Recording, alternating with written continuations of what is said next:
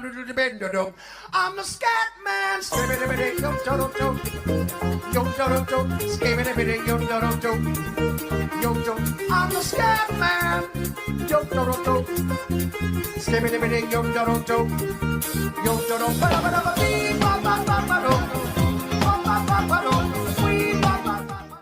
It's Wednesday. Feels like a Friday sometimes. Winning money can change that. Good morning to the pumpers. Welcome to NHL Puck Props presented by Sports Interaction with 14-year NHL vet, handsome man, great father. Thanks, buddy. Carlo Colaiacovo, the man who wasn't going to get into youth hockey. Now you spend all your time in youth hockey. Isn't it funny how you just get sucked into it? Yeah. Sucked into it nonstop. Yeah. But it won't slow down. Like, I'm at the ballpark like 7 days a week now. And there's worse places to be. That's for damn sure. Mm-hmm. Nothing wrong with that. But we won some money yesterday. Stacks were stacking. Kings continue to cash. That AK line, the AK line. Adrian Kempe, Anze Kopitar, Andrei Kuzmenko. They look good. Yeah. They did it against Hellebuck too, which was somewhat of a concern going in, but found a way. Who scares you more, the Kings or the Blues, who you knew they were going to tie it up and they won it again? Yeah. We'll talk about the stage for the theatrics last night, both in Montreal and in St. Louis, where Montreal pulled a rabbit out of their hat, tying that game, and then shortly after winning that game in overtime. And so did St. Louis. I mean, good for them. There's just two teams that are feeling good about themselves and finding ways to get big points. My notes from last night: St. Louis, absolute wagon, 10 in a row. Montreal, absolutely amazing. Nick Suzuki, ties it up, wins it. Mm-hmm. And then Lane Hudson seals up the Calder with a 3-assist night in that fashion. No? Oh my God, Lane Hudson. I mean, how much more can you say about this guy? I've been talking about this guy. You were right at the beginning of the year, plus 800 for Calder. Yeah. I all year I've been talking, and it's like every game that I do Montreal games, it's like you wanna have some balance with your topics, right? But it's like I could build a Lane Hudson pack every period of every game of this guy because of all the good things that he does. And 6 points in his last 2 games. I mean, he's playing at another level right now and putting himself in the, at the same level as the greats in the game. I mean, Makar, Hughes, Werenski. I mean, this guy's fourth in defense scoring. Nuts. As a rookie. This guy's going to beat the record by Larry Murphy. I mean, like, it's what Mort Sider had 50 in his rookie year. Yeah. In his Calder year. He's got 62 right now. It's crazy with 8 games left. Right. An old Salty Hall in the chat saying, but how many primary assists? Yeah. My God, here we go. Primary assists. We've upset him. BD Park Ranger says Shannon denotes Scrooby on the second lines, but still love those lines. I mean, St. Louis had 0 goals 59 minutes into the game and still almost cashed that stack. Same thing with Montreal. 0 goals, and that top line, the Slafkovsky, Caulfield, Suzuki line, ended up coming through too. Yeah. Love it. It is. Mitch Cobb's on the heater. People I absolutely love right now before we get to the picks. Ryan McLeod. Insane. Basically everybody who left Edmonton, Warren Fogle, Dylan Holloway, like all of those guys have put a lot of money in my pocket. The McLeod last minute was absolutely incredible. Short-handed, was it? Short-handed. Yeah. No, short-handed empty net. Yeah. Yeah. But yeah, I absolutely love that line with him and Jack Quinn. Jackson Lacombe he's slowly not getting as much recognition for what he's doing because of playing on the West Coast in the late time slot. But he's one of the only guys I'll stack like Leo Carlson because he doesn't pair anybody with on that line. So you take Leo Carlson and Jackson Lacombe and absolutely stack it. It is interesting to see that, like, even with the end of the season coming, there's still enough offense to make this way of betting profitable, right? Yeah. Like we thought it would tighten up, but no, end of the year, it's fun. Yeah, it is. Absolutely. Speaking of fun, Florida, Toronto, And it's just such an interesting spot here where Toronto's a -125 home favorite, total sitting at 5.5. Florida drops that heartbreaker last night to Montreal. It's going to be a Bob start in net. He's 2-0 straight up versus the Leafs this year with 3 goals allowed. Toronto's 2 points up on Florida, 1 up on Tampa Bay, all with 74 games played, but Toronto's coming back from the West Coast road trip. So in terms of scheduling, do you see this as a fair, like there's no edge on either side? Florida back-to-back, Toronto coming from the West? It's tough to say. I mean, like it's tough to find an advantage because of what you just pointed out. I mean, there's the Toronto factor of coming off the West Coast, and it's the 3rd game in 4 nights for the Florida Panthers. But Florida has Bobrovsky playing in that tonight, so can that give them a little bit more of an advantage, knowing that he's a little bit more fresh? All I know is that this is a big game for both teams. And whatever excuses could be built in to, and it would be media driven built in, they have to find a way to bury that and just play their best hockey because this game means a lot for both teams. You know, you look at what it means for Florida. They win, they give themselves real hope of continuing to win the division because they'll they'll move ahead of the Leafs with still a game to play against them. They lose. Now they're, was it 4 points out or 3 points out? They are, what, 2? What did I say? Toronto 2 points up on Florida, 1 on 2 points Tampa up. Bay. Yeah, so if Florida wins, they'll tie them and be tied with games in hand. If they lose, they'll be 4 points down with 7 games remaining. Making up 4 points with 7 games is not always the easiest thing to do. So it's a massive game for both teams, and I think trying to find an edge of this is a pretty difficult thing to do. And it's baked into that line, -125. So what that line is saying, basically, maybe like 30 points for home, 25 points for home. So they're saying on neutral ice, Toronto somewhere around an even money dog on neutral ice. Question, Stolarz. Florida has owned the matchup. They've won the last 3 against them.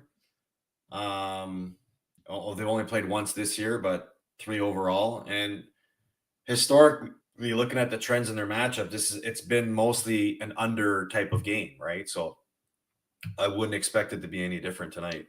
No, 5.5 leaning to the under, actually. Who do you think's in net for the Leafs tonight? It's Stolarz. It is confirmed? Yeah, I don't know if it's 100% confirmed, but I believe it's Stolarz. All right. I like it. I don't have a play in this, and it's probably not a surprise that there's really no good edge here. Barkov did exit last game, but he came back to start the 3rd. We saw Bennett jump up into his spot.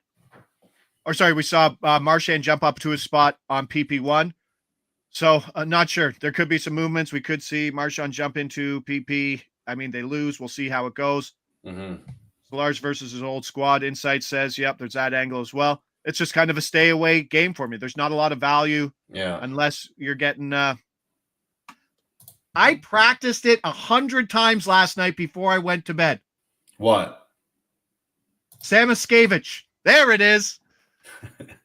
That, or you can say Samoskevich. But they said Samoskevich on the play on his goal. I think he had the goal yesterday, right? Yeah. So that's what I'm going with. But I think that's the only value there. You don't get any. There's no point value on any Leaf. We've tried to get the Bobby McMahon train going. We seem to always jump in on the last thing. Oh, he's great. Let's get him. And no, it doesn't. Every time we hit him. Yeah. So no play for me on there. Next game, Minnesota Rangers. Rangers -160 home favorites. Total sitting at 5.5. It's going to go Gabe Perreault for a point, +145. 2 points out of the playoff spot. Rangers got to push. Gabe Perreault, one of those Boston College studs. Will Smith, Ryan Leonard played with last year. This year, James Hagan and Ryan Leonard. And now he's going to be playing on a line with Alexis Lafreniere and JT Miller, who all correlate PP2. That's +575 for that stack. That's a pretty sexy little one. Just playing who? You just hate Minnesota? To get Gustafsson. Like when he's on, he's a top 5 goalie in hockey. Yeah.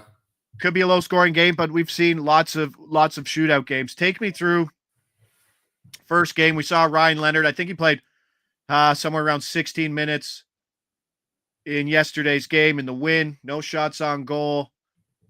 What do you do? Like, what are the vets talking about? How does a young guy go into a locker room like this? What's behind the scenes in terms of signing with his team out mid-season here? Well, I mean, a lot of it depends on the player and the profile that he carries within the organization, right? I mean, at this time of year, the thing that I hated the most was the undrafted college free agents that would come in and take over spots of guys that have been there all year. From certain defensemen. Yeah. It's another thing if you're a highly touted prospect and you come in and you leave school early and you sign a contract because it's like adding somebody at the deadline without having to trade an asset away. So I think that's what Washington looked at then they looked at the deadline. They're like, well, do we really go out and get somebody and pay assets for when we know there's a chance that we could add a Ryan Leonard type player to our group? And I know the Rangers made some moves at the deadline to try to beef up their blue line, but you saw the spark that JT Miller created for this group, acquiring him. They're hoping that maybe a young guy can bring a different spark, like a different energy to this group. And sometimes it happens for the good, sometimes it happens for the bad. But in this scenario, because they're battling for a playoff spot and because he represents the talent that he is, it's probably better than anybody that they have in their minors that they could call up. So you hope it's going to create somewhat of a jolt to this group where maybe it ignites the offense a little bit because you've added another playmaker to your lineup. Do you think now, with the state of NCAA hockey and how well it's growing and the talent that's within it, that these moves will mean more now than it did, say, maybe 7 years ago? No. Because look, I mean, like, there's a ton of players that we've historically looked at that have come in with a lot of hype, but could never find success at the NHL level. So it's one thing to be a star in your college game, but it's another thing to translate that into the NHL level. And look, it's a tough thing to ask for these young players who are leaving their team that they're coming from as a star player, probably as a leader on that team, and then coming in with a dozen games left and wanting to play the same role, but you got to be careful of what boundaries you step on because you're walking into a locker room that's already established and you can't walk in there, all overconfident and, stepping on other guys, toes and messing with whatever chemistry there might be there or messing whatever culture might be there. So that's a lot to ask for a young player to come in and act like the savior of this team, or you just want a young guy to come in and just find a quick solution to being comfortable. And the quicker that you could do that, maybe the quicker you can find him being, at the top of his game or bringing the best of his game to your group. All right. First game, obviously, Sports Interaction has this prop. You don't have access to that? Wait. That's what we do. We wait. If one book has it, then another book's going to have it later. Mm-hmm. That's how it happens. And as always, closer to game time, more markets open up. And I'll be waiting for that Dakota Joshua point, hopefully, to pop up. And here's something that you think you might not be able to do. Message. Say Sports Interaction doesn't have the player prop you want. Go find them on X. Message them politely. Say, hey, is there any chance I could get this market up? They want you to bet. They want you to bet, right? They're not going to say no. If they don't have it, they'll do it. Oh, yeah. It's a big misconception. If you ask nicely, a lot of the times you can get it, unless it's, yeah. Right. There's my my lesson learned of the day. Yeah. We keep going from there to Seattle, Vancouver. I mean, the slate's funky today, right? Minnesota, the Rangers. Gabe Perreault's the only thing that I could find. Washington, Carolina, interesting spot. I mean, you can still go the Aho, Blake, and Jarvis. That still exists. Florida, Toronto, I didn't really love. Colorado and Chicago. I mean, you'd want some value on Chicago as a giant dog here. We know what Colorado's offense is like at home compared to on the road. But when I'm getting like Bedard and Danault for like just plus 150 to get a point each, it's not worth it. That's been zapped too. But Seattle, Vancouver might be something here. I think there's maybe some stuff on the first side, but we're just going to release this one. Let's go. Kiefer Sherwood. I just love people who just get added to the point pool because they never get added at the level that they should be, right? Pia Suter, line 1, PP1, plus 120 for a point. Yeah. His role hasn't changed, but now he's minus 140. Wow. It just he's up the points. The multi-points and got me rich on last Friday with the 2-pointer. The Pia Suter, Alex Iafallo, and the Jackson Blake combo last week that we were talking about absolutely banged. That's it. It's all about price. JP, it's all about price. And now minus 140, that's kind of where he should be. Maybe he should be a little like minus 160, but I'm probably not going to lay it. I still like that line. I think that line's plus 300, you can get it. I think this game might have some sneaky goals. Thatcher Demko hasn't been fantastic since he's come back. Sherwood's coming off a season high 18 minutes time on ice, 6 points over his last 3 games. He had back-to-back 3-point games. Mm-hmm. Now slap me if you've heard this one. Plus 195 for 3 shots on goal. But he's had 3, 6, and 4 shots on goal in his last 3 games in the bigger role. So he's just getting more opportunities. So all his markets are kind of mispriced, I think, in this spot versus Seattle, who I wrote down. You can get the Schwartz and Capo stack for plus 350 or the Nyman, Stevenson, Eberle stack for a whopping plus 700 if you like it. Love the 1040 games with goal potential. Avi, me too. No, don't do it. I'm not betting it, but that's it. Just like the 1040 start. Love the 1040s. I love trying to stay awake while watching it on my phone sideways and then falling asleep and then waking up and seeing that there's still some hockey left and waking up to some winners. And that's what we did yesterday. So let's go. Nothing crazy. Usually big stack, but like it's interesting slate. And I've heard a lot of people say that about today's slate. So Toronto, Florida, no big leans in that, but we'll go Gabe Rope for a point plus 145. I'll definitely be stacking that line later. And then Kiefer Sherwood for a point plus 130.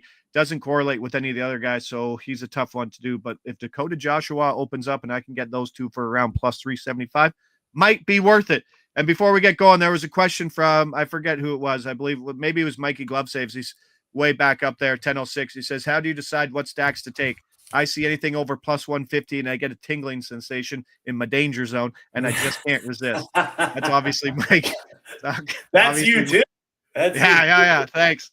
No, but there are price points and it's just opportunity based. Line 1, PP1, 2 guys at plus 160 has to be a good matchup, right? Yeah. I'm in that plus 200 range. Yeah, 200 or more. Any 2 guys who are correlated on any PP at plus 375, I take that. The Minnesota top line, it's not a top line, but it's PP1 correlated because they're running 5 players on the power play. Gaudreau, Zuccarello, and Johansson. I hate all of those guys. I don't like any of those players, but they all PP1 correlate and they're plus 700. Yeah. There you go. I know. That's it. Price. Back tomorrow, 10 o'clock. Bigger slate. See how things go. Things tightening up. Some young guys playing. See how it goes. I'm Josh Ingles. He's Carlo Colaiacovo. Thanks for the pumpers there in the chat. Appreciate it. Hit that like button on your way out. NHL Puck Props presented by Sports Interaction. We'll see you tomorrow, 10 a.m. Lead us out, pal. We'll see how it goes, and we'll see you tomorrow.